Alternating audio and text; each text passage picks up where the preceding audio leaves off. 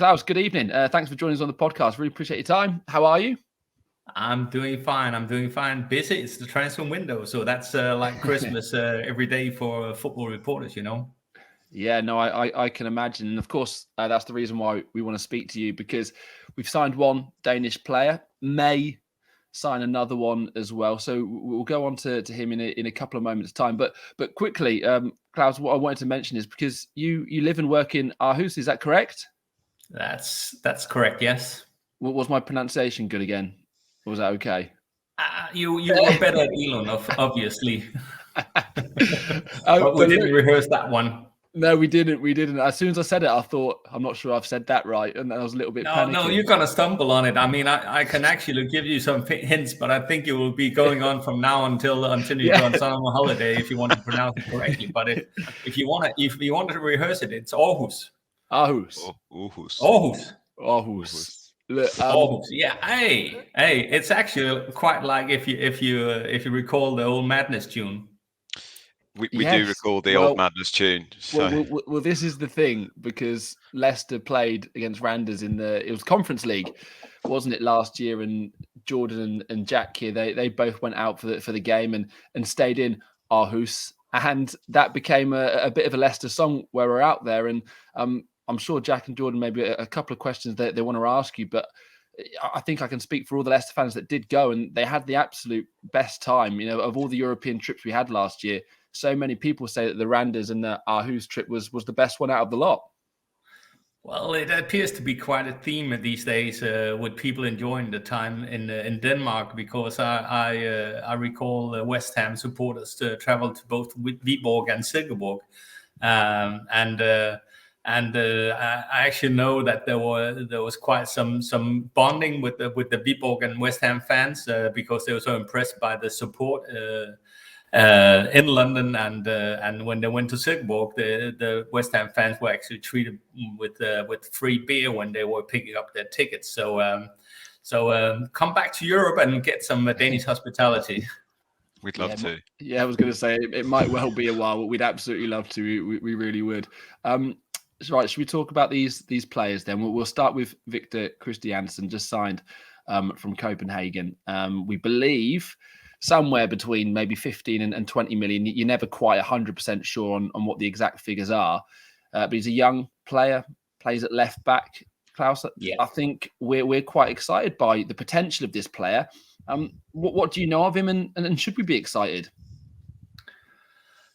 He's part of a very, very interesting young squad and a young batch of people coming out of FC Copenhagen that they have really stepped up their academy work, and he is, he's a standout player, even though that he is located in not a standout position at left back. He has really, he's impressed everybody around FC Copenhagen with his attitude, with his way of simply making his way into the team and making himself a first choice. He's undisputed first choice at left back at a very young age, and that's not something that's been common for FC Copenhagen, but he's been kind of leading the pack of young players breaking through and setting, kind of an example for all the young players coming through, and kind of made an impact in that sense that he showed all the other young players that you're actually able to make your progression into the team. And this season it was a Champions League team that he was part of. So that's how he's really been a standout player and a new batch of players at FC Copenhagen. No, I've watched lots of the highlight reels, like I'm sure lots of the other Leicester fans have done. But I also do remember him playing against Man City, and weirdly, he did actually stand out. I didn't know who he was, never seen him before, and I thought he looked a really good player. But of what I have seen of him, he's obviously quite a tall player, which is quite uncommon really these days, isn't it, for fullbacks? And seems to love a bit of a slide tackle. What kind of player is he? Energetic, inspirational, I would say. He is in kind of a captain mold, I would say. He leads by example, and he never gives up. You'll never get anything less than 105-10% from him. And he has to be exhausted every time he exits the pitch. So he's giving his everything every time. And I'm also, I believe that this is the record transfer for a player in terms of leaving the Danish league. So of all the talented and great players you've had leave over the years, do you think he warrants that title or pressure as such? I think that's a bit of a stretch. I think that obviously you're paying a premium when you're from the Premier League, and he equals the record transfer fee out of the Danish league. There was one player going from FC Nordsjælland to a French club in the summer. Kamaldeen Sulemana, who's now being labeled as a prospect for Premier League teams going out of France. So he equals that. I mean, normally the record transfer fees are reserved for attacking players, players that really pose a goal threat. But then again, I mean, Premier League will always kind of push the price up a bit. So if we say that the inflation caused by being Premier League, that he equals the record transfer fee, I mean that kind of makes sense. That maybe he's not in the same bracket as Sulemana, but just below, and different skill sets, I would say, as he is a player coming from the back line and putting on pressure from defensive point. Obviously he's a young player, so we're hoping anyway some development there and improvements over the coming years. Where do you think he needs to work at in terms of his game? Is he a particularly attacking fullback, or where do you think his weaknesses maybe lie? Just so we've got a little bit of a heads up before we get to watch him play. I mean, he is an attacking left-sided defender. I mean, he's a fullback going back and forth all the time.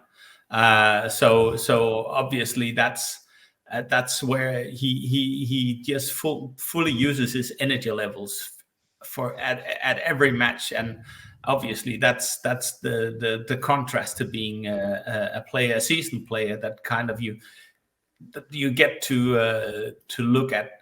Or how you use your energy in a match. I mean, you're being a little bit more conservative with your energy once you get a little bit older, been there, done that, and obviously you will be more level-headed as you grow into the game. But he has the energy to, and that's the big plus. He has the energy, from my point of view, to match the energy level of the Premier League.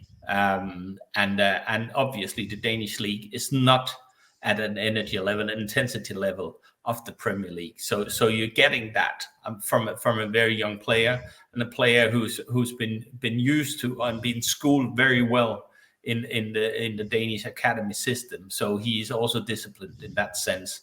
And judging him as being a young player, he has the whole package, I would say. But obviously there are still some small glitches that you need to iron out. But everybody going from another league going to the Premier League has to kind of get used to playing in the Premier League. But I would say you have Daniel Amate playing in your team now, who made the same transition. I would say that Victor is more able to play from day one than Daniel was, as he did not have the same intensity level in his game, and he had to step up. I mean, we're really hopeful that Victor hits the ground running, because we need some help, and that left back position is somewhere I think lots of fans are really keen to improve upon. But it's maybe worth pointing out, in terms of you saying someone being ready for day one, it was am I right in saying that the Danish league actually finished in November? So Victor won't have played any real first team football for nearly a few months now. Yeah, that's true. And he and Victor was also part of the Danish under 21s actually did not go through to the Euros. They were beaten in the playoffs by Croatia at penalties. So no, he hasn't been playing for a few months now due to the World Cup. I mean, the Danish league normally goes into the winter break early December and picks up again. I mean, he's been in preseason with FC Copenhagen. The Danish league will resume in 3 weeks' time. So he was part. He did resume training with FC Copenhagen going into preseason or preparation for the spring season. Apologies once again for the pronunciation here. Morten Hjulmand, how was that one? Awful. Yes. Correct. I mean, it's like the H. If you put the H in front of a J, yeah, and then in Danish, and then you have a vowel. A vowel. Then you will. Then you won't pronounce. You won't speak or pronounce the H. So it's kind of like if you listen to the radio when they talk about Pierre-Emile Højbjerg, they always say, I mean, they get that pronunciation right. They don't say Bjerg or something like that. So but you don't speak the H, and you say Hjulmand. Okay. Hjulmand. Well, Morten. Yeah, man. Hjulmand. Another Danish midfielder. This one currently playing in Italy for Lecce. I have known absolutely nothing of this player, and we're not sure in terms of the links, how real they are, if there's any real potential. But I have seen links with a move to Leicester. As I said, I've never seen him play before, and I've looked on his Wikipedia page. He's not scored a lot of goals in his career. So am I right in presuming he's a defensive midfielder? He's a holding midfielder, yes. Mm-hmm.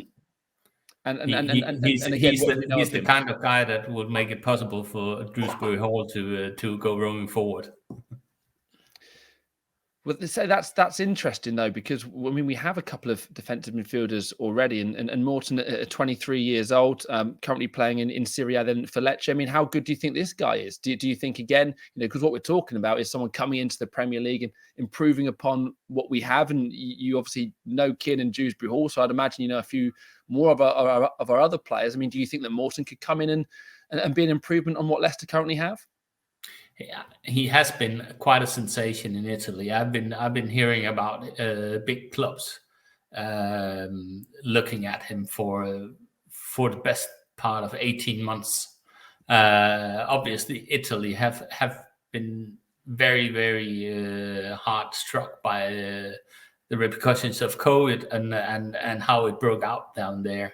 So also the Italian clubs are in a very, very precarious situation. So even though that I hear teams like Juventus and the likes looking after him, I mean, he's not their number one priority when they have to go and see how they use their funds. So, but he is really a player who's been targeted by big Italian clubs for quite some time. And I've been hearing, I mean, when making the rounds and hearing what's really, I mean, who's creating a stir. I mean, he's always one of the players being mentioned as being someone who's highly rated in Italy. I think the reason why he's been mentioned now in England is actually due to financial constraints in Italy. You don't really see any big money transfers in Italy at the moment. So if Lecce wants to earn some money, I mean, they have to go where the money are. And I think you still have some in England, don't you? Yes, well, I mean, there is some, but Leicester don't have huge amounts. So I have to say, when you're talking about Juventus and maybe a bidding war, and it not necessarily being a priority position for Leicester to strengthen, I do feel that it's probably then going to be unlikely. But I know it's difficult to put figures on these kinds of things. But what we talking? Do you think he could potentially go for? We talking maybe like a £30 million footballer? That's in that region, I would say. I mean, 20 million plus, I would say. I think Lecce very much looking to cash in, but going after a holding midfielder during the winter transfer window, I mean, it seems like you kind of go on and address other parts of the squad, and then it's a summer acquisition that you go in and strengthen the central part. I mean, it's not a sexy transfer to bring in a holding midfielder, is it? No, it's probably not. All right, brilliant. Well, look, Klaus, we really do appreciate your time today. I think it sounds nice and positive on Victor. Morten, we won't hold our breath on. But again, as you said, maybe something for an upcoming transfer, or maybe it's just not something we can quite he shares the same agent as Victor, so okay. maybe there's been a 2-for-1 in that sense. Well, again, that's a really good insight, and we very much appreciate it. Okay, Klaus, thank you for your time. Really appreciate it. And maybe, just maybe, we'll have some more Danish players. Next time we do, we'll get you back on. And if we just so happen to get back in the Europa Conference League or Europa League, and we get a lovely trip off to Aarhus, we'll give you a shout and we'll meet up for a beer. How about that? Yeah, you're welcome at our house anytime. All right, top stuff. Thank you very much. Thanks, Klaus. Thanks, Klaus. Top man.